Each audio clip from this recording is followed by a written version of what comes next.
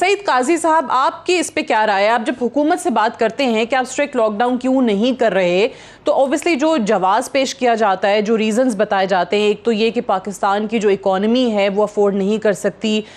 फिर अभी आजकल अगर आप बात करें तो आपको बता दिया जाता है कि बहुत सारे ममालिक जो हैं वो लॉकडाउन के अंदर अब तो नरमियाँ कर रहे हैं, रिस्ट्रिक्शंस जो हैं वो उठाई जा रही हैं, लेकिन उन ममालिक में पहले काफ़ी स्ट्रिक्ट लॉकडाउन रहा भी है। और अब जबकि खुद डॉक्टर्स और हुकूमत भी इस चीज़ का इदराक करते हुए कह रही है कि ये महीना और डॉक्टर्स के मुताबिक अगले 2-3 महीने बहुत ज़्यादा मुश्किल हो सकते हैं, तो फिर आपको क्या स्ट्रैटेजी इस सूरत हाल में नज़र आ रही है? और असद उमर साहब तो खुद कहते हैं कि अभी तक इतनी अमवात ही नहीं हुई, इससे ज़्यादा अमवात तो ट्रैफिक हादसात में हो जाती हैं। देखिए, वो तो असद उमर साहब अपनी स्टेटमेंट को डिफेंड कर लेंगे। मैं पहले आपको बताऊं कि 26 अप्रैल को WHO की रिपोर्ट जरा पढ़िए, उसमें उन्होंने क्या कहा था। उसमें उन्होंने कहा था, और ये पड़ी हुई है, मैं इसका आपको लिंक भेज दूंगा। उन्होंने कहा था कि जी ये 7 अरब लोगों को लगेगा, 40 मिलियन डेथ होंगी, यानी 4 करोड़ बंदे मरेंगे।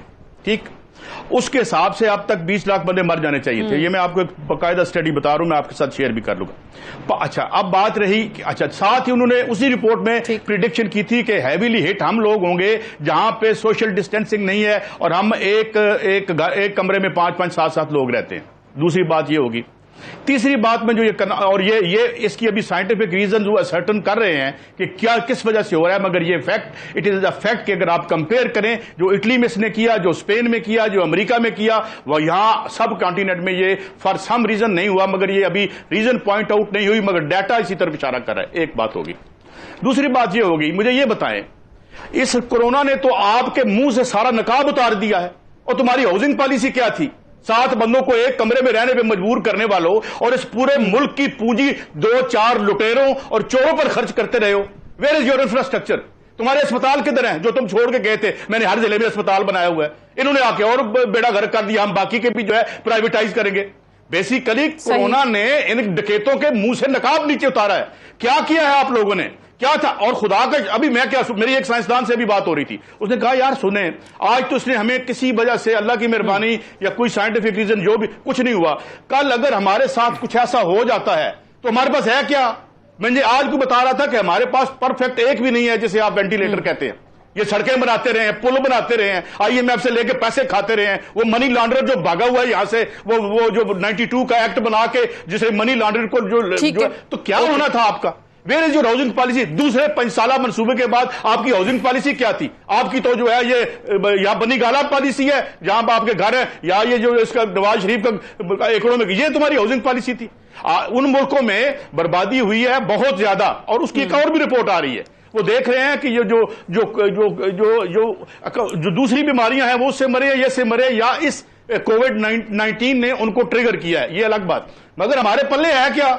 बंद करें तब मरते हैं, ना बंद करें तब मरते हैं। इन सब हुक्मरानों को खड़ा करो। लेकिन ऑब्वियसली आप सही कह रहे हैं कि हमारा हेल्थ केयर सिस्टम हो, इंफ्रास्ट्रक्चर की बात करें, बहुत सारी चीजें एक्सपोज हुई हैं, और पता चलता है कि पाकिस्तान के पास मसाइल कितने ज्यादा हैं, और ऐसी किसी भी इमरजेंसी में जो कि एक नेशनल क्राइसिस अब हमारे लिए बना हुआ है, उसमें हम क्या चीजें फेस करें। डॉक्टर मोहित पीरजादा साहब, मैं आपसे जानना चाहूंगी कि हम ऑब्वियसली हुकूमत पर ये तो कहते हैं कि सिंध हुकूमत कह देगी कि स्ट्रिक्ट लॉकडाउन जो है वो करे, वफाक नहीं सुन रहा है। वफाक की तरफ से वज़ीर आज़म साहब जो हैं वो खुद बताएंगे कि अफोर्ड ही नहीं कर सकते, मईशत जो है, और वो जो तबका, जो गरीब तबका है, मजदूर तबका है, उनके लिए मुश्किलात कितनी ज़्यादा बढ़ जाएंगी। लेकिन ये कोई नहीं बताता कि फिर होना क्या चाहिए। क्या आप सबसे मैं पूछूंगी पहले डॉक्टर साहब आपसे कि क्या हुकूमत क्या करे? लॉकडाउन अब वो नर्म भी कर रहे हैं, रिस्ट्रिक्ट। काजी साहब, सवाल आपके लिए ब्रेक पे जाने से पहले छोड़ा था, 18वीं तरमीम की बहस में आपको कितनी जान नजर आ रही है, और टाइमिंग पे आप क्या कहेंगे? देखिए, 2 बातें हैं। अभी पहली तो बात बहुत अच्छी कही सलीम बुखारी साहब ने कि अंदाजा लगाएं पार्लियामेंट का इस्तेमाल क्या है। मियां साहब ने पर्चे खत्म कर दो, पूछो नहीं। यानी पूरी पार्लियामेंट और हमारी इलेक्टेड एक मुकद्दस साहबान है, पैगंबरों का पेशा है सियासत, ये इस्तेमाल किस लिए कर रही? संजरानी वाला वाकया आप देख लें। खरीदार को भी हम अच्छा नहीं समझते, बिकने वाले को किस नाम से पुकारते हैं हम इस मंडी की मैशत में? एक तो बात होगी ये। अब आते हैं कि मसला क्या है 18वीं तरमीम का। 18वीं तरमीम का क्रक्स, उसकी प्रॉब्लम क्या है? उसकी तय में प्रॉब्लम यह है कि ये सारी एलीट जो बटी हुई है 3 पॉलिटिकल पार्टीज में, या आपकी ब्यूरोक्रेसी में बैठी हुई है, ये इस समाज को 1 इंच आगे, 1 सेंटीमीटर आगे लेके नहीं जा सकती। केक छोटा हो रहा है, जरूरतें बढ़ रही हैं, سارے 2000 ارب کی تو چوری ورلڈ بینک کہتا ہے کہ بجلی میں ہوتی ہے. اب ان کو کوئی ہاتھ لگا کے دیکھے ان کے بارے میں, انہوں نے تو نیب کا قانونی تبدیل کروا دیا تھا. جس کو ہاتھ ڈالتے ہیں کہتے ہیں نیب بند کر دو, میں بڑا نیک ہوں, ہاتھ نہ لگائیں, ترقی نہیں ہوگی. اور کیا یہ اسمبلی جو ہے وہ میاں نواز شریف صاحب یا آصف علی زرداری صاحب یا عمران خان صاحب کے ذاتی مسائل کے لیے یہاں پہ کہ ہمارے اوپر کیس ختم کرو؟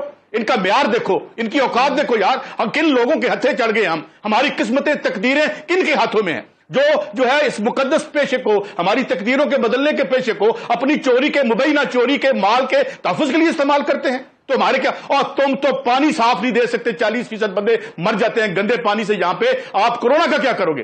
اور مجھے یہ ڈر ہے, میں نے آج جو بات کی بڑے باقی تو سارے ہماری طرح سارے وہ ہیں جعلی سائنسدان, کچھ ایسے لوگوں سے جو بالکل سین سے ہٹے ہوئے ہیں اور انہیں اس لیے ہٹا دیا جاتا ہے کہ وہ لائق لوگ ہوتے ہیں, یہی سماج ہے ہمارا. تو وہ یہ کہتے ہیں کہ خدا نہ کرے کہ اگر یہاں ہو جاتا اور گلیوں میں لوگ گرے ہوتے, ہم کرتے کیا؟ صحت کا کیا تم نے ہمارا, تعلیم کا تم نے ہمارا کیا اثر کیا؟ ایک وزیر موصوف اٹھتے ہیں تو کہتے ہیں جی نوکریاں دینا ساڈا کام نہیں ہے. اچھا تو جو میں تمہیں تنخواہ دیتا ہوں as a citizen of Pakistan, وہ کس کا کام ہے؟ تمہاری گاڑی کے پیٹرول کون ڈالتا ہے؟ تمہاری صحت کے پیسے کون دیتا ہے؟ میں دیتا ہوں. اور جواب میں کہتے ہو کہ ہم تمہاری جو 4 چیزیں جو ٹکے ہیں ہمارے وہ بھی پرائیویٹائز کر کے دے دو گے, سیٹوں کو دے دو گے, اور ہمارے بچے علاج کے بغیر مرتے رہیں گے. اور اس کی بات کرو خدا کا واسطہ. اور میں نے محیط پیرزادہ صاحب کے پروگرام میں کہا تھا, ایک شو اس پہ بھی کریں کہ 1 سے لے کے 40 تک جو شکیں انہوں نے آئین کو معطل کیا ہوا ہے, آرٹیکل 1 سے لے کے 40 تک. مارشل لا میں ضیاء الحق کرتا تھا تو ہم جلوس نکالتے تھے. یہ جمہوری مارشل لا ہے جس میں میری رائٹس ہیں, اس کو آپ نے معطل کیا ہوا ہے. اصل بحث سے ہٹا. 18ویں ترمیم کی کیا اوقات ہے؟ 18ویں ترمیم جب نہیں تھی تب بھی مجھے رائٹس نہیں ملتے تھے, 18ویں ترمیم آ گئی ہے تب بھی مجھے رائٹس نہیں مل رہے. It means problem lies somewhere else. 18ویں ترمیم کے بعد بھی مل رہے. صحیح ہے کہ عوام کو آپ کہہ رہے ہیں کہ اس سے سروکار نہیں ہے. 18ویں ترمیم کیا ہے, کیا نہیں ہے, کتنی ترمیم ابھی تک ہو گئی, آئین میں کیا عوام کے لیے لکھا ہے, جب ان کو مل ہی نہیں رہا ان کا حق, ایک فکرہ بول دوں. آپ کیا کیسے کہہ سکتے ہیں کہ عوام کے لیے ایک فکرہ بول دوں. جی فرمائیے. ایک فکرہ کہہ دو. زرداری صاحب کا ماسٹر سٹروک تھا, انہیں پتا تھا 18ویں ترمیم کے بعد پاکستان کا معاشی ہب کراچی ہے, ساری دولت وہاں سے گزر کر آتی ہے, وہی انہوں نے حکومت کرنی تھی. Well done. بہرحال یہی تھا. عوام کا اس سے کوئی لینا دینا نہیں ہے. تھر میں آج پھر بچے مر رہے ہیں, پنجاب میں بھی مر رہے ہیں, سندھ میں بھی مر رہے ہیں, بلوچستان میں بھی مر رہے ہیں. کوئی کسی نے ہمیں بخشا نہیں. زرداری صاحب کا ماسٹر سٹروک تھا 18ویں ترمیم, آپ اس کو اس طریقے سے دیکھ رہے ہیں, یہ بالکل صحیح ہے. ڈاکٹر محیط پیرزادہ صاحب, یہ اگر سلیم بخاری صاحب کی بات اور سعید قاضی صاحب کی بات ان کو دیکھا جائے تو یہ جو ایشوز ہیں یہ صرف اور صرف وہاں پہ آ کے رک جاتے ہیں یا دب جاتے ہیں, یا تمام لوگ ان تمام باتوں پہ اگری کر جاتے ہیں اگر ان کو یہ نظر آ جائے کہ ہاں ہمارے کیسز ختم ہو رہے ہیں, ہمیں کسی نہ کسی طریقے سے ریلیف مل رہا ہے. اب آج ہی میں دیکھ رہی تھی شاہد خاقان عباسی صاحب نے نیب قوانین کے حوالے سے بات کی اور کہا کہ ہمیں بہت اچھے طریقے سے پتہ ہے نیب قوانین میں کیا خرابیاں ہیں, ہم تو وہ 2000 سے بھگت رہے ہیں. تو 2000 کے بعد آپ ان سے پیپلز پارٹی سے پوچھے تو صحیح کوئی کہ کیا انہوں نے اپنے ادوار حکومت کے اندر یہ کیا, ترمیم کی. میں عرض کر دوں سعدیہ, میں اتنا عرض کر دوں کہ دیکھیں اگر عمران خان کے سیاست اور اس کے منشور کے حوالے سے اگر کسی انسان کے کوئی الوجن تھے تو اسے اپنی پولیٹیکل تھیوری کے بارے میں غور کرنا چاہیے. اگر وہ یہ سمجھ رہا تھا کہ Imran Khan will come and he will correct with this بوسیدہ اس آرڈر کے ساتھ, اور میں آپ کو اپنے ریکارڈ پہ کلپ بھیج دوں گا کہ اس کے اقتدار میں آنے سے پہلے میں نے کہا تھا کچھ نہیں ہونا. ہاں یہ ہونا ہے کہ ایک اولیگارکی کو ننگا کرنے کا فیصلہ ہو گیا ہے پاکستان میں, ایک جو ہماری اسٹیبلشمنٹ اور پاورفل حلقے ہیں, یہی ہوا, اس سے زیادہ کچھ بھی نہیں تھا. نتھنگ مور نتھنگ لیس. اب خریدار نیک ہوتا ہے, بہتر ہوتا ہے, یا بکنے والا بہتر ہوتا ہے, یہ بھی تاریخ پہ ہم چھوڑ دیتے ہیں. مسئلہ یہ نہیں ہے, مسئلہ پھر وہی ہے. مسئلہ یہ ہے کہ اس ملک کی جو سٹرکچرز ہیں وہ معیشت کے کیک کو بڑا نہیں کر پا رہے ضرورت کے مطابق. یہ الیٹ لڑ رہی ہے, اور کسی بڑے آدمی نے کہا تھا کہ جب بحران آتا ہے تو جو رولنگ الیٹ ہے اس کے 2 دھڑے بن جاتے ہیں, اور جو پاک برفل دھڑا ہوتا ہے وہ دوسروں کو. یہ ہو رہا ہے یہاں پہ, اور یہ ایک ریولوشنری سچویشن کو بھی میں کوئی یہاں نصابی بحث نہیں کرنا چاہتا, مگر دس از اے کلاسیکل سچویشن ویئر ایک الیٹ کا حصہ کہہ رہے ریفارم کرو, مارے جائیں گے, دوسرا کہتا ہے کرو گے تو مارے جائیں گے, اور دونوں ٹھیک کہہ رہے ہوتے ہیں. ایسے مقام پہ آ جاتے ہیں. سوال یہ نہیں ہے ہم کس کے ساتھ ہیں, ہم عوام کے ساتھ ہیں. جی جو ابھی بخاری صاحب نے کہا کہ ہم ان کے نمائندے ہیں, اور ہم یہ کہہ رہے ہیں کہ تم لوگوں کے ہاتھ میں ایک ہمارا ذرائع پیداوار تمہارے ہاتھ میں ہے, اور تم مجرم ہو, چاہے ادھر ہو چاہے ادھر ہو. اب ان میں چوائس کرنا چھوڑ دیں, یہ کم مجرم ہے اور یہ زیادہ مجرم ہے. Sadia, thank you for inviting me. آپ سے ہی مجھے پتہ چلا آپ کے انٹروڈکشن سے کہ میڈیا میں یہ بات بہت ڈسکس ہو رہی ہے کہ اسد عمر نے اس طرح سے ٹریفک کے جو حادثات ہیں ان کو کورونا کی ڈیتھ کے ساتھ کمپیئر کر دیا ہے، اور اسد عمر کو کیسے یہ کہنے کی ہمت ہو گئی، جسارت ہو گئی وغیرہ وغیرہ۔ اب اسد عمر کی اسٹیٹمنٹ اس سے پہلے میں نے ڈان میں پڑھی تھی، تو میں سوچ رہا تھا کہ کیوں میڈیا نے اس کا اتنا بڑا ایشو بنایا۔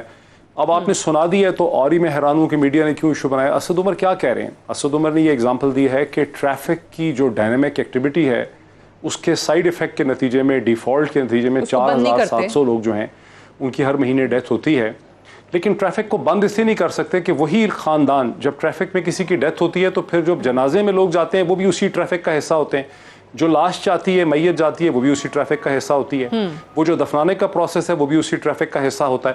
سو ٹریفک کے جو ڈائنامکس ہیں ان کو روکا نہیں جا سکتا، حالانکہ اس کے نتیجے میں فیٹیلٹیز ہو رہی ہیں۔ ہاں، آرگومنٹ یہ ضرور ہو سکتا ہے کہ جہاں بے لاپرواہی ہو رہی ہے، ٹریفک کے رولز کی آبزرویشن نہیں ہو رہی ہے، گاڑیاں ٹھیک نہیں ہیں، سپیڈ زیادہ ہے، اس کو امپروو کیا جائے، یہی ایک آرگومنٹ ہوتا ہے نارمل ہیومن ریشنل طریقے سے۔ اب اسد عمر یہ کہہ رہے ہیں کہ 24 ڈیتھس اے ڈے کا مطلب ہے کہ ہمارا اس وقت ریٹ ہے 720 ڈیتھس اے منتھ کا۔ 22 کروڑ کے ملک میں اگر یہ ایک وبا کے نتیجے میں یہ ریٹ آف ڈیتھ ہے، کیا ہم، اب سارا آرگومنٹ یہ ہے کہ کیا ہم ساری اکنامک ایکٹیویٹی جو ہے اس کو روک دیں گے؟ وہ یہ کہہ رہے ہیں کہ ہم اکنامک ایکٹیویٹی کو نہیں روک دیں گے، نہیں روک سکتے، ہمیں یہ رسکس لینے پڑیں گے۔ وہ یہ تو نہیں کہہ رہے کہ آپ سمارٹ لاک ڈاؤن نہ کریں، آپ کوشش لاک ڈاؤن نہ کریں۔ اب آ جاتے ہیں اس چیز پہ جو سب لوگ پاکستان میں لاک ڈاؤن کے کانسیپٹ کے اوپر سمارٹ لاک ڈاؤن پہ کتنا